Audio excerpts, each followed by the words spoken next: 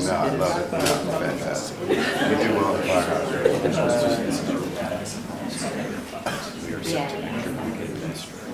What did you cancel? That's good. That's a great quality. Got it. But just a lot of good business. All the okay, got it. Yeah. No, yes, I'm here because I'm here. Yes. We make fall sandwiches when we put people in the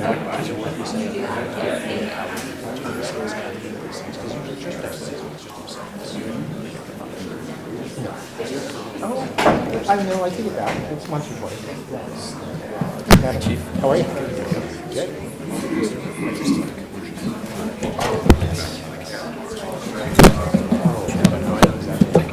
Sure.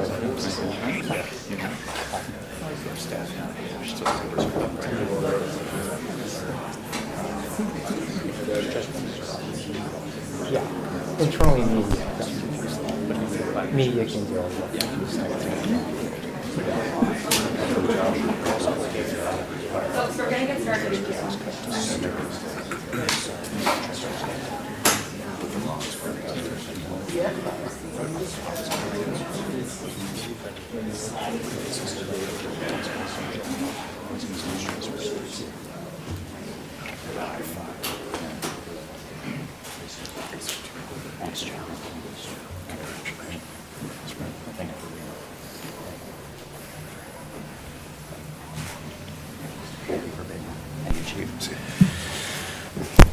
Good afternoon, everyone.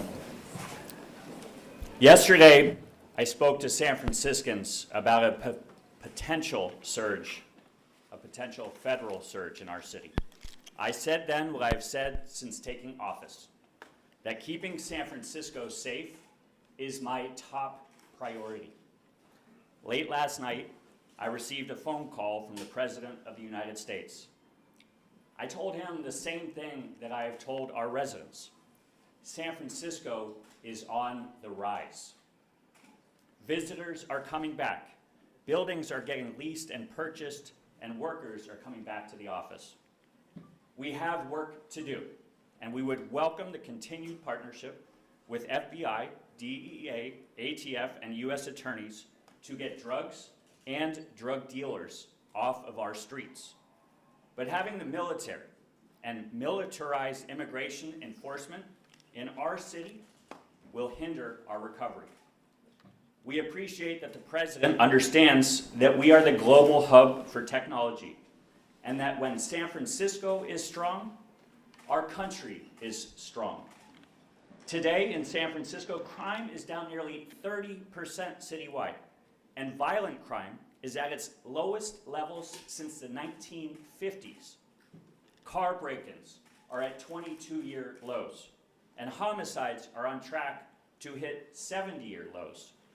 We are adding police officers and sheriff's deputies for the first time in a decade. We have record low number of encampments on our streets. Our new approach is delivering results. In our conversation, the President told me clearly that he was calling off any plans for a federal surge in San Francisco. Secretary of Homeland Security Kristi Noem reaffirmed that direction in our conversation this morning.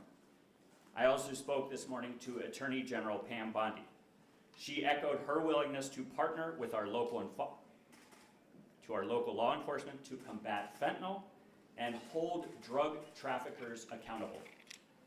Now, I'd really like to take a moment to thank our community leaders, our faith organizations, and immigrant groups, including the Rapid Response Network, who have been standing ready to provide accurate information and support when our residents need it most.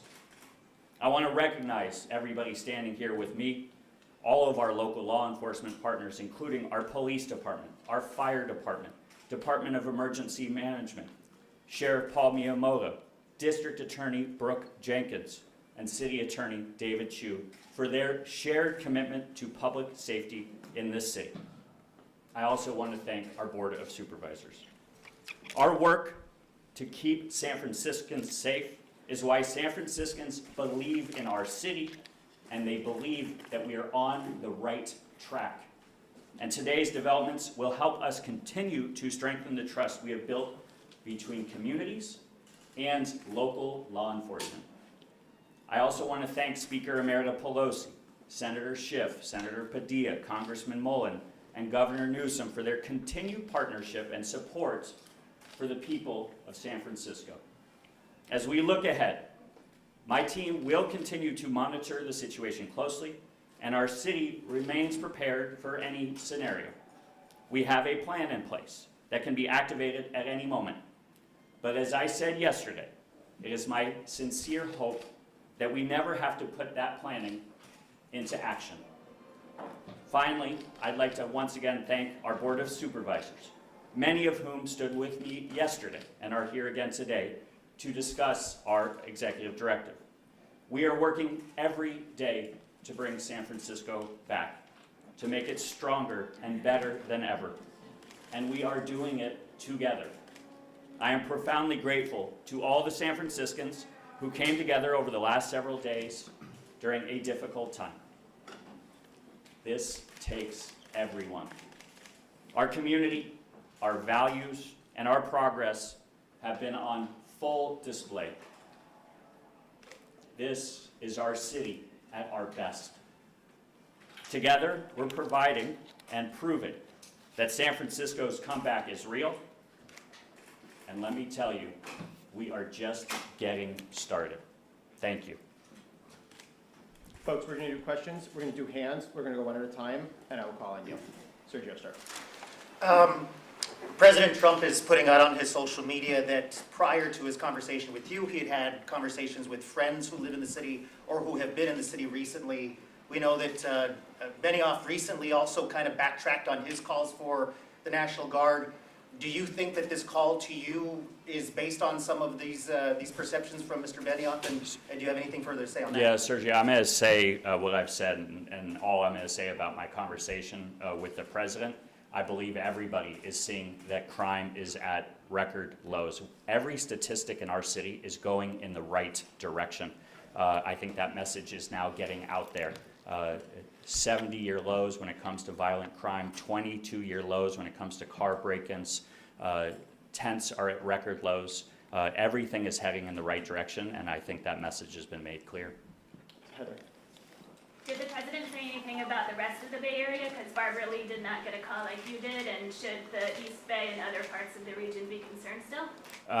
Heather, what the president said to me is that he is calling off the potential surge. Secretary Noem reaffirmed that to me this morning, and that's all I can say. But only in San Francisco or in the whole Bay Area? I was told the surge was being called off. He only spoke about San Francisco prior, so all I can say is what he told me. Christian. Wondering, in the conversation with the president, did he want to, he indicated on Truth Social that he wanted to continue to see what he called progress. Wondering if he asked for proof or concessions or indications going forward or anything like that. Is this part of an ongoing conversation? Yeah, he asked me for nothing. I think what he posted was true to the conversation, and everything I told you is all I said to him. I keep repeating, and I said to him that we are at 70-year lows when it comes to violent crimes. Tent encampments are at record lows. I spoke about more office space being leased than vacated for the first time. Retail is back. Hotel bookings are up 50%. Convention bookings are also up 50%. This is a city on the rise, and that's what I said to him, and it's what I say to everybody. Sydney. You affirmed the city's sanctuary policy yesterday, and I'm wondering, with this invitation to invite more cooperation with the FBI and ATF and other agencies that can hand people over to ICE, what is your message to immigrant families who are concerned about that? Yeah, we have an ongoing partnership. We had it with the last administration to tackle fentanyl. We have weekly meetings where we are coordinating and our efforts to take drugs and fentanyl off the streets. We've made progress, but we still have a lot of work to do on this front. Fentanyl is a scourge in our city, and we will work with anybody that will help us end the fentanyl crisis on our streets. Director. Do you know if this calling off applies to all federal agencies? If not, what are the agencies? All I can tell you is what the president said to me last night, and that he's calling off the potential surge, and Secretary Noem reaffirmed that to me this morning. Can you talk, Mr. Mayor, can you talk a little bit about how this call came about? Did you solicit it? Did you reach out to any of these tech leaders or? No, like that? he picked up the phone and called me. In his Truth Social post, he mentioned the NVIDIA founder and then Mark Benioff as some people who were helpful in this situation. He also mentioned others. Do you know who those other people are? I don't. I'm just going to say I've said everything I'm going to say about the call. You know as much as I do on that other front. Yeah. Do you think that the billionaires in the city have too much influence with Trump or enough influence? All I'm here today to talk about is that San Francisco is on the rise. It takes all of us. I so appreciate our immigrant leaders that came to City Hall yesterday. We were all well coordinated. I appreciate any business leaders that are committed to San Francisco. I always say this. We want to welcome small business and big business back to San Francisco. We want them to be engaged and involved in our public schools, our arts institutions, our transit. I want them engaged in this city. I appreciate anybody that wants to help San Francisco make it back to being the greatest city in the world. Yeah. You got this reassurance from the president, but you mentioned that you're still at the ready, everybody's still ready. Why is that? Why do you feel the need to still be ready? I think we as a city should be prepared for any scenario. Does it have anything to do with, he's been known to change his mind. Is that a concern of yours?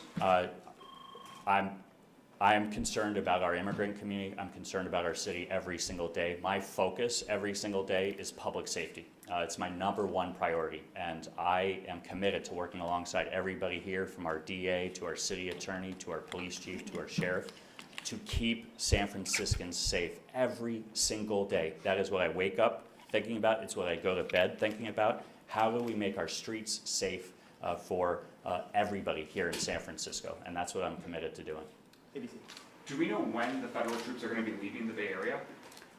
All I can tell you is the conversation I had last night, and the president told me he was calling off the potential federal surge.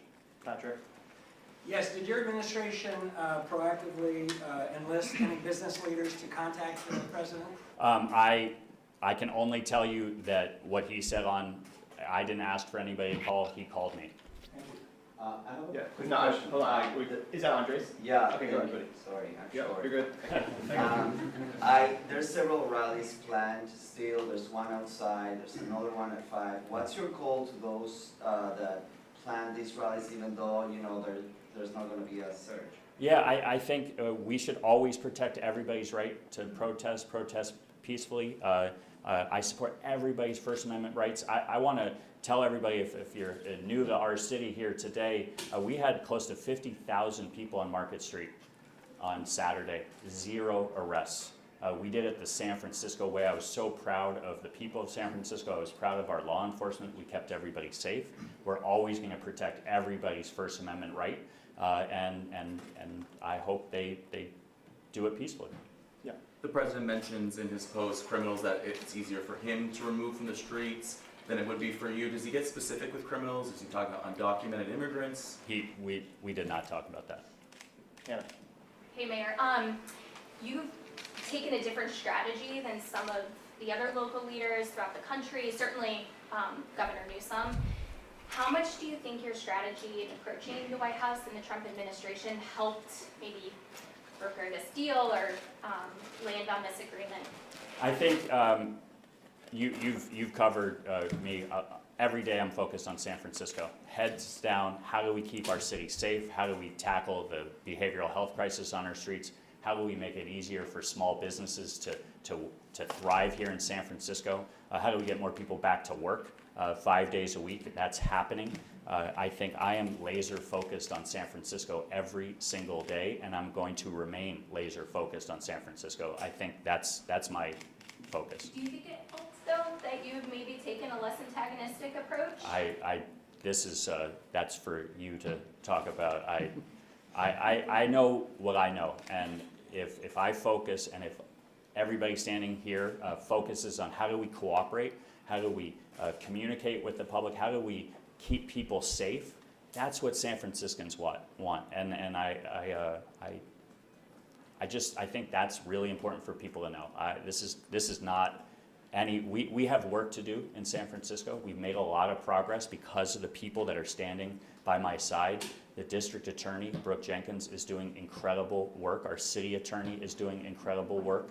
And all of our law enforcement is doing incredible work every single day. And I think that's what is resonating with the people of San Francisco. Last one. If Trump changes his mind, how do you think San Francisco would respond? We went through preparedness all week. We have close communication with our immigrant leaders. Communities across our faith leaders have been so incredibly helpful.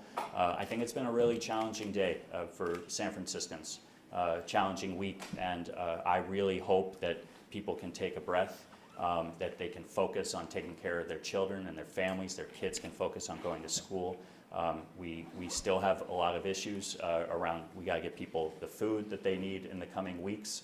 And so I'll end with this. I'm incredibly proud to stand amongst these officials to my right and to my left. They are committed public servants every day, focused on San Francisco, focused on creating the opportunities for us to once again regain the status as the greatest city in the world. We're not that far away from it. We are the most beautiful city in the world. And I'm telling everybody, San Francisco is on the rise, and thank you all for being with us today. Thanks, folks. Mayor, the governor has said We got it, he's guys. sending We got a it. national guard Thank you. here. Thanks, guys. Appreciate it.